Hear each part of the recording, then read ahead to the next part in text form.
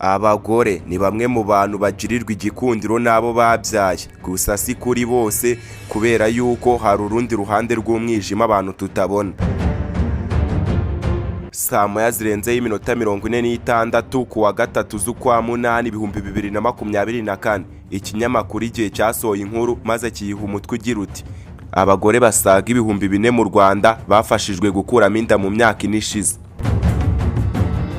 Nanone kandi muri 2025 ku itariki 10 z'ukwa gatanu saa 12:27 ikinyamakuru igihe cyasohoye inkuru maze nayo kiyiha umutwe ugira uti Nyamasheke umugore yishe umugabo we yafatiye mu cyuho asambana.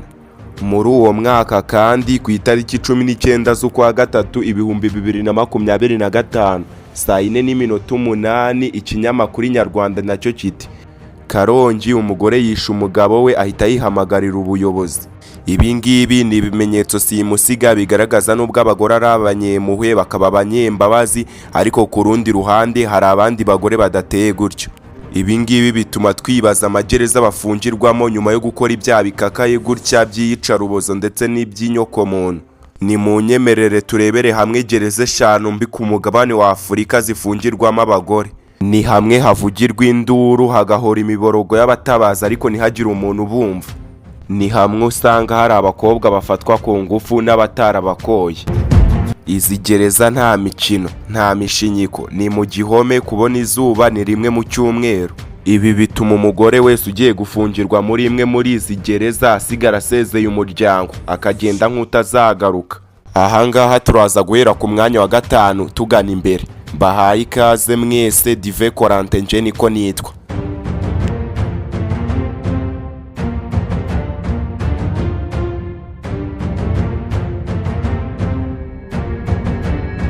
Ku mwanya wa 5 turasanga gereza ya Arikanata, ni gereza iherereye mu gihugu cy'ubutayu mu Misiri, Egypt.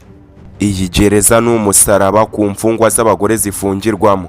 Iyi gereza usibye kuba iri mu gihugu gishyuha cyane cya Misiri ubwayihagaze hagati mu butayu, ni hamwe hahora inyota cyane bitewe n'ubushyuhe. Uretse kubigendanye n'ikibazo cy'amazi, iyi gereza kubigendanye no kubona ubwiherero nabyo ntibyoroshye. Imfungwa zifungiye muri iyi gereza kugira ngo zikore ibikomeye bazizanira utudobo ubundi bagatama ibikomeye bakabona kujya kubishyira muri izo tuwarete zabo. Ibi birumvikanisha yuko biragoye kubona imfungwa y'umugore yagiye kuri tuwarete muri iyi gereza kubera umuntu kudashira uburi kuri tuwarete, amasaza adashira aho azenguruka ku nkuta za tuwarete z'iyi gereza. Ibi bituma imfungwa z'abagore zifungiye muri iyi gereza zikoresha uburyo bw'akadobo mu rwego rwo kwihagarika. Ubucucike bukabije nabyo ni ibindi bintu bitajya bibura muri iyi gereza yo kwa Farawo, aho usanga icyumba cyagenewe kujyamo abantu 35 usangamo abantu 95. Nk'abantu mwe ibintu ntabwo biba byoroshye kubera yuko bamwe mu bantu bagiye bagira amahirwe yo gusohoka muri iyi gereza, ubwo nako ni igihome. Bagiye bagaragaza yuko iyi gereza y'abakurambere bo mu gihugu cya Farawo ari inzira y'umwijima ku bagore, cyane cyane ku bagore bafungirwa muri iyi gereza. Iyi gereza iyo ugize imana ukabona igifungo cyawe bagukatiye kirarangiye, nta kindi usohoka ufite usibye ihungabana. Ikigo cy'Abasuwisi cyigenga kirengera uburenganzira bwa muntu cyakomoje kuri gereza zo mu Misiri. Iki kigo cyitwa CFG, Committee for Justice. Muri 2022 cyakomoje kuri izi gereza zo mu Misiri.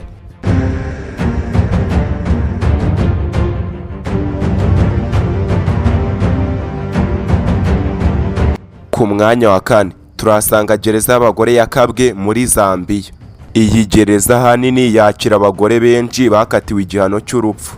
Nubwo amakuru kuri iyi gereza bigoye kuyabona kubera yuko nta n'umwe wemerewe gutunga yo kamera, bamwe mu makuru yagiye akusanwa n'ibinyamakuru bitandukanye byagaragaje yuko iyi gereza ya Kabwe yo muri Zambia ari imwe muri gereza z'igihano mbi ku bagore babirabura. Amakuru menshi kuri iyi gereza yagiye atangwa n'abantu bagiye basohoka muri iyi gereza n'akabayirokotse, dore yuko n'ubundi gusohoka muri iyi gereza ari nko kurokoka. Kumva umuntu ngo yapfiriye muri iyi gereza ya Kabwe ni ikintu gisanzwe, aho usanga imfungwa nyinshi z'abagore zifungiwe muri iyi gereza zibayeho mu bucucike bukabije. Ahangaha niho usanga icyumba kimwe cyagenewe kuraramo abantu 4 kirimo abagore bagera kuri 15. Nanone kandi iyi gereza abayifungiwemo bahora bataka ikibazo cy'imirire, aho usanga bahabwa ibiryo bifite isuku nkeya, bikongera yuko n'ibyo biryo ari bikeya. Nyuma yo kugaburirwa ibyo biryo, abagore benshi bafungiwe muri iyi gereza usanga bahora bataka indwara nk'agakanzu ndetse n'izindi ndwara zitandukanye. Nyuma y'ibyo ngibyo hakaza n'ikibazo cy'isuku nkeya, aho usanga imbeba zihora zizenguruka zinjira zicukura mu myanda ihora izengurutse kandi ikwirakwijwe muri iyi gereza. Uretse n'ikibazo cy'isuku nkeya, abagore bafungiwe muri iyi gereza bahora barwana intambara zidashira. Imiryango mpuzamahanga ihora isaba yuko iyi gereza yakabwiwe muri Zambia hari icyahinduka, gusa ibyo ngibyo byose ntacyo bitanga, n'ubundi bihora ari bya bindi. Ku mwanya wa gatatu hari gereza y'abagore ya Harimo mu gihugu cya Madagascar.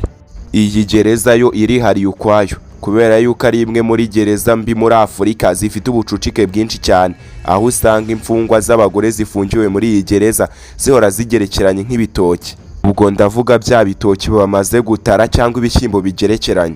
Uretse kuba ifite ubucucike bukabije cyane, bamwe mu bagore bafungiwe muri iyi gereza bahoza amatabi ku minwa, ukibaza ahantu ayo matabi n'amasigareti biba byavuye. Akenda winjiye muri iyi gereza wambaye ni nako usohoka wambaye. Ugize imana ugasanga nikagucikiyeho, cyangwa se umuryango wawe warakusanyije utwenda dushaje ubundi ukakoherereza. Nyuma y'inkuta z'umwijima, iyi gereza usanga bamwe mu bafungiwemo baba barishakiye uburyo bw'imibereho, bamwe bakizanira udukono two kwitekera kuko utakishunga ngo uragaburirwa na gereza. Ibi ngibi kandi byose biba bikorwa usanga hari isuku nkeya cyane. Nyuma y'ibyo ngibyo kandi iyi gereza usanga kubyaramo ari ibintu bisanzwe, aho usanga abagore bamwe baragiye babyariramo abana, gusa ikibabaje nuko abo bana nabo usanga babayeho nk'izo mfungwa, kuko ahantu abo bana barara n'ubundi niho ba nyina barara bagerekeranye nka bya bitoki nababwiye. Akarengane, ihohoterwa ndetse n'ubusumbane nabyo ni bimwe mu birangwa muri iyi gereza. Ibi ngibi bituma benshi bafungiwe muri iyi gereza icyizere cyo kuyisokamo ari hafi ya ntacyo. Raporo zindi zinagaragaza yuko bamwe mu bantu bafungiwe muri iyi gereza, ubwo n'abagore nyine, bagiye bafungirwa muri iyi gereza batujuje imyaka. Nawe urimo urabyiyumvira yuko biteye ubwoba, ishavu n'agahinda. Bamwe bakora ubuvugizi kugira ngo barebe yuko hari icyahinduka muri iyi gereza.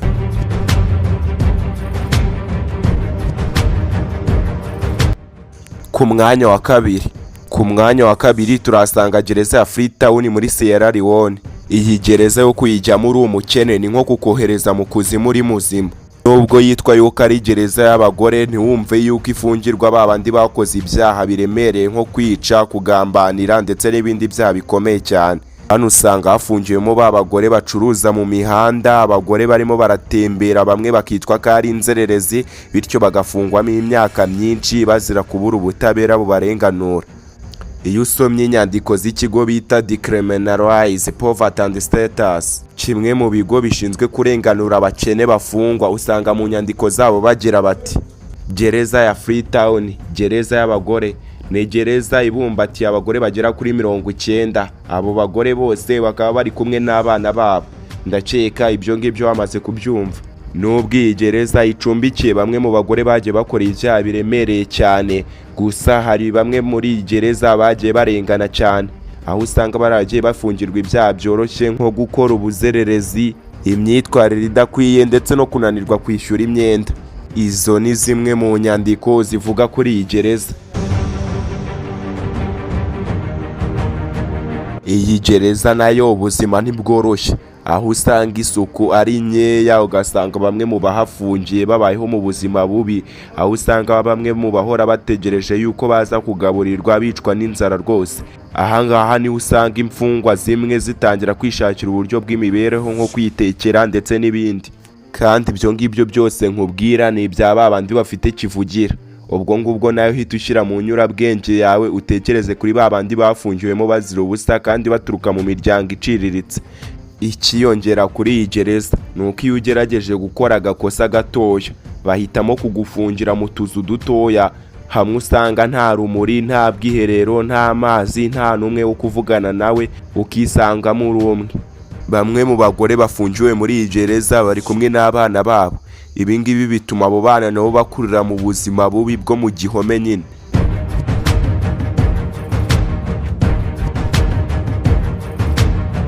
ku mwanya wa mbere turasanga gereza nkuru y'abagore ya Juba mu gihugu cya Sudani y'Amajyepfo. Iyi gereza usibye kuba iri mu murwa mukuru wa Sudani y'Amajyepfo, yubatswe igenewe gufunga imfungwa 500 gusa, ariko uyu munsi ifungiwemo imfungwa zirenga 2000. Kimwe mu bintu bigaragara muri iyi gereza ni amasazi ahora azenguruka ku nkuta z'iyi gereza. Ibi ngibi bihita bigaragaza ikimenyetso cy'umwanda uri hejuru cyane ubarizwa muri iyi gereza ya Juba. Imfungwa zose zifungiwe muri iyi gereza iyo zumvisha iminyururu irimo iragenda ikuba hasi zihora zifite ubwoba. Ibi ngibi bigatuma hahora urwikekwe hagati y'imfungwa zifungiwe muri iyi gereza. Kubona ibiryo muri iyi gereza ni inzozi, kubera yuko iyo bibonetse nabwo ntibibonekera ku gihe. Bamwe mu bagore bafungiwe muri iyi gereza batangiye gushaka uburyo bwo kubaho. Ubwo ni bwa buryo bwo kwitekera, kubera yuko batakizera yuko gereza iri buze kubagaburira. Abagore benshi baba bafunganwe n'abana babo. Abo bana usanga barabuze uburyo bwo kwiga ndetse n'ibindi bikorwa byakabafashije mu buzima bwabo bwa buri munsi kugira ngo bakure neza.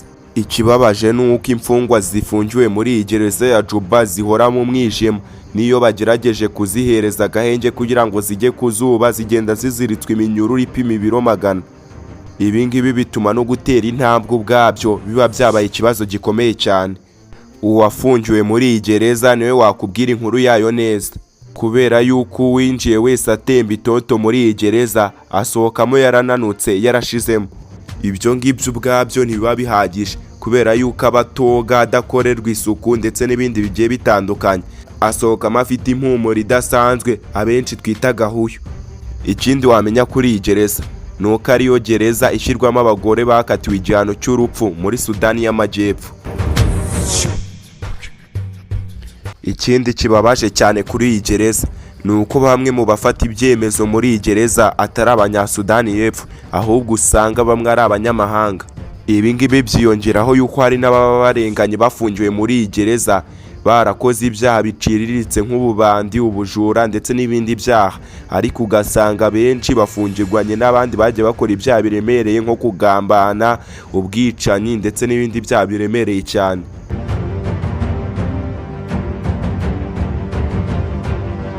Perezida Magufuli niwe wasetse maze aravuga ati